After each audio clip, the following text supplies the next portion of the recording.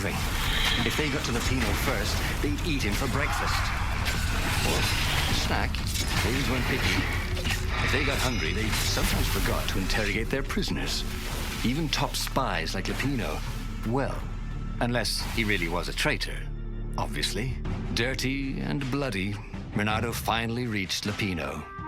The rabbit was practicing his shuffle. Renato recognized the cards. It was Lupino's favorite deck. His favorite deck. You were in danger. Has my voice gotten better, by the way? The ravens are coming. Oh, the prison thing. Right, yeah, we see this guard owed me 53 ducats, so we made a deal. They're very reasonable people, actually, for weasels. Now, I got a brilliant plan to kidnap Zenobia. We capture Zenobia, we find out what she knows, and that's the whole war right there. Easy peasy, lemon squeezy. Capture the Emperor's greatest general, who happened to also be a deadly sorcerer, and, oh, his only daughter? That would be worth it. And it would be nice to see her. He'd always had a soft spot for her. And he felt sure she had one for him. On the other hand, he could still get to the core of the Sky Ripper, even if he couldn't get the whole thing. It must have great power. To make the Sky Ripper, the Transcendent Emperor had wrapped an armature around the eye of a god. Bernardo had all... Oh, I'm skipping that.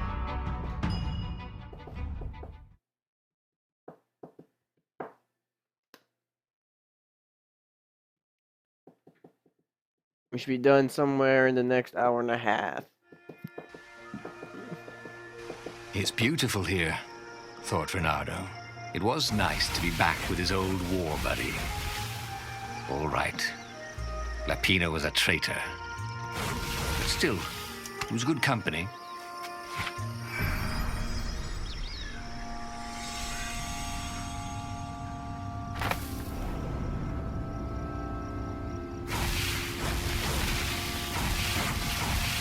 There was something sour in the air.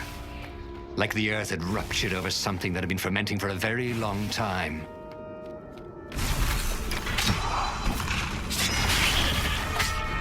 If only he had a portal onto the Emperor's ship, this would be a short war.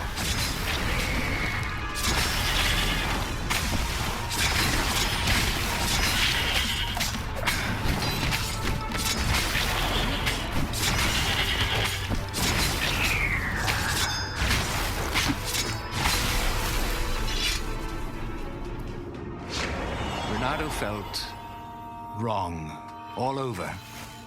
He could feel an almost palpable sickness in the air. And if the land could have tumors, they would look like these monstrous crystals. The forest was quieter than it had been. There were insects, but few birds, if you didn't count the ravens. Renato smelled sick animals and dying ones. No healthy ones. I'm getting a bad feeling about this. Renato thought. Maybe Lupino was right. Maybe he should have kidnapped Zenobia instead of coming here.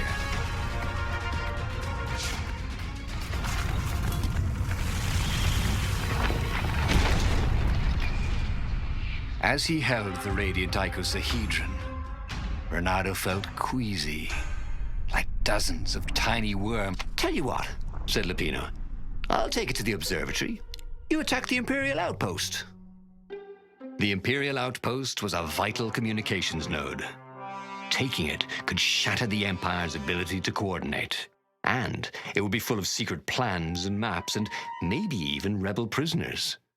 It was a good target for a hero like Renato. But what if Lupino lost the core to the Empire? That could be a good thing, couldn't it? Was Renato ready to take that risk? Maybe it was better if he brought the core to the scientists himself.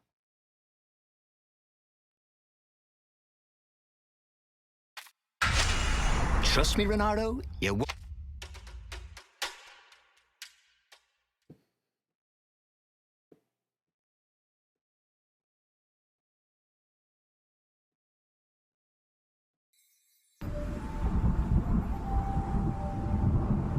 As Lupino vanished into the wilds of the Nexus, Renato vaguely remembered Lupino had a baby daughter, didn't he?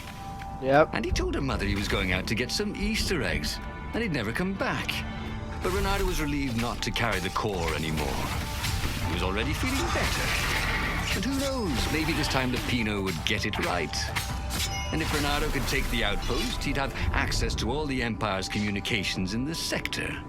Right?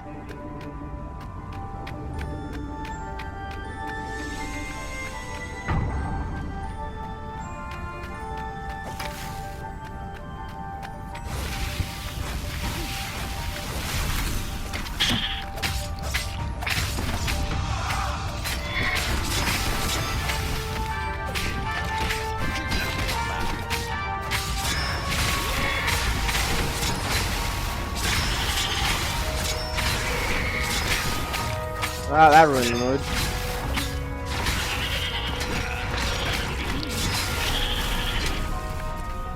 Renato caught his breath.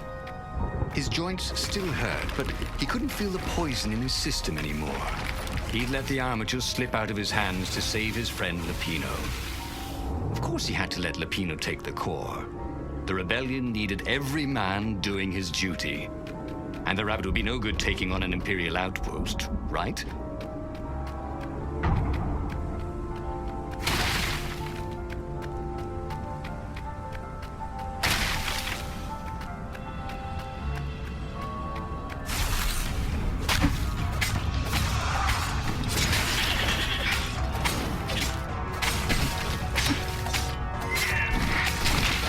We got the wrong guy.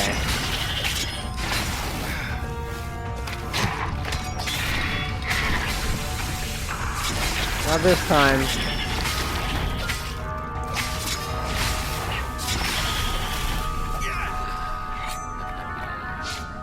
Renato took the outpost with a song in his heart. Soon, he was stuffing his sack with key messages from and to the fleet. Then the far speaker toad chortled a new message. The observatory had been sacked by ravens. Lupino and all the scientists had been taken to the mountains. Why? Why had he trusted Lupino again? And now the Empire had the core. Renato hailed the rebel base to warn them. But their far speaker didn't crouch back. Was the base under attack too? Lupino would have to wait. The core would have to wait. Renato had a very bad feeling that something was going terribly wrong at the rebel base. Its location was secret, but secrets can be discovered.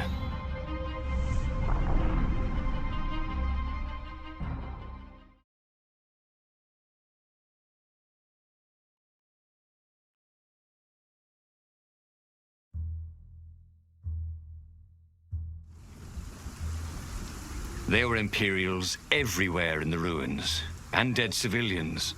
The Ravens were killing everything in sight. Renato was relieved to see no rebels among the dead. Maybe the secret base was still secret, but there were huge burn marks on buildings. What monstrous weapon was the Empire using here? The core had great power. They harnessed it somehow, even though they didn't have the armature. They're pretty sure they have the armature. They already made one themselves. I mean, hell, the freaking frog in the mountain somehow did it. I'm sure the freaking Empire can manage it too.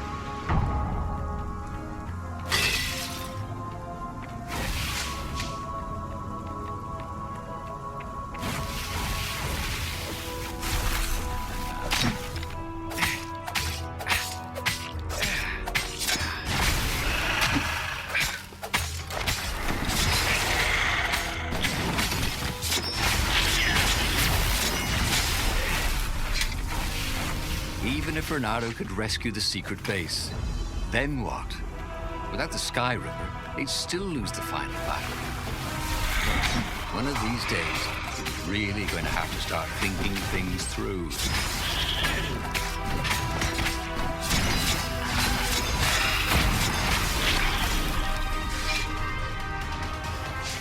He could smell charred flesh and hear screams. The ruins were on fire. But the Ravens had rigged up the core as some kind of burning ray. They wouldn't need to know the secret location. They were burning everything. It was killing them too. Their black feathers littered the path. He would have to take the core from them. It was the last thing he wanted to do.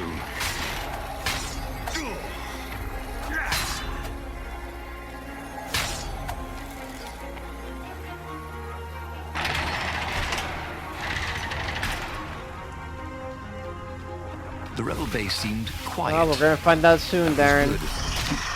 There's only about 3 fights left before we get to the actual ending. Nope, nope. You guys are costing me all my perfects. You know that? That's 300 experience points are costing me. I'm not gonna get to level 35 by the end of it because of you people.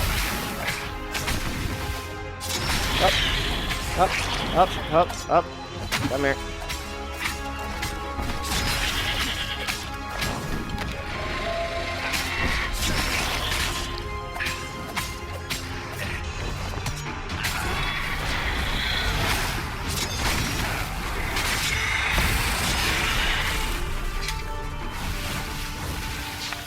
Open my mama Samara. This password just keeps getting weirder and weirder every time. Weird rebels, man. Well, the door is closed. That's usually a good sign that everyone should be alive, right? As the last raven fell, Bernardo felt worse than he ever had. The core was killing him again. The council members cautiously came out into the smoke. "You saved us," croaked the speaker. They would put the weaponized core deep in a cavern, she promised, where its poison could harm no one. They would heal him if they could, she said. No, it's a weapon now. We need one. I'll lead the charge. "It will kill you," croaked the speaker. "I guess it already has," Bernardo said. Yeah, it's killed me a number of times already. Gravely. "When all this is over," she said, "we'll name our new capital city for you." He flew towards the Imperial fleet. Reynardo City. A myriad ships in Welcome to disciplined Reynardo. formation, waiting I don't know, for the signal to destroy really the have- rebellion forever. Behind him, the rebels were charging. Maybe name after He the ship, failed. Farfarer. They would die. Welcome to Farfarer. So the Because of final better than battle began. Welcome to Reynardo.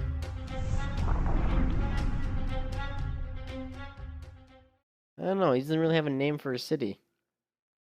Lapido kind of does. Welcome to Lapido. I kind of see that.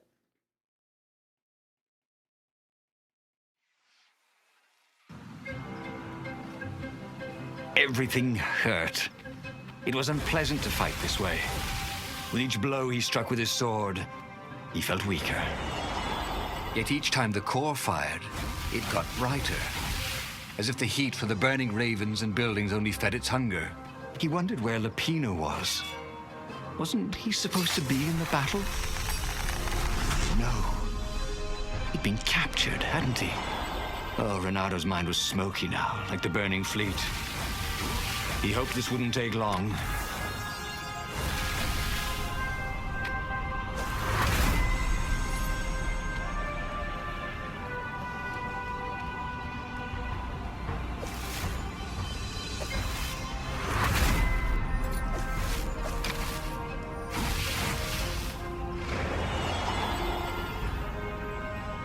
Reynardo-opolis.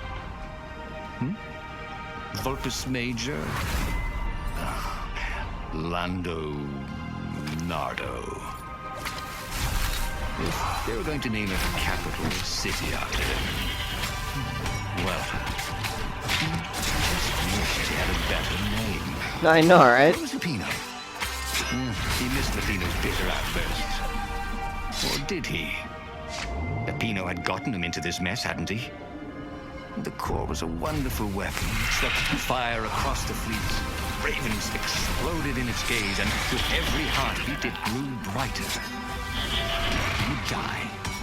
But he would die every inch a hero. Spectacularly, changing history like the legendary heroes of lore.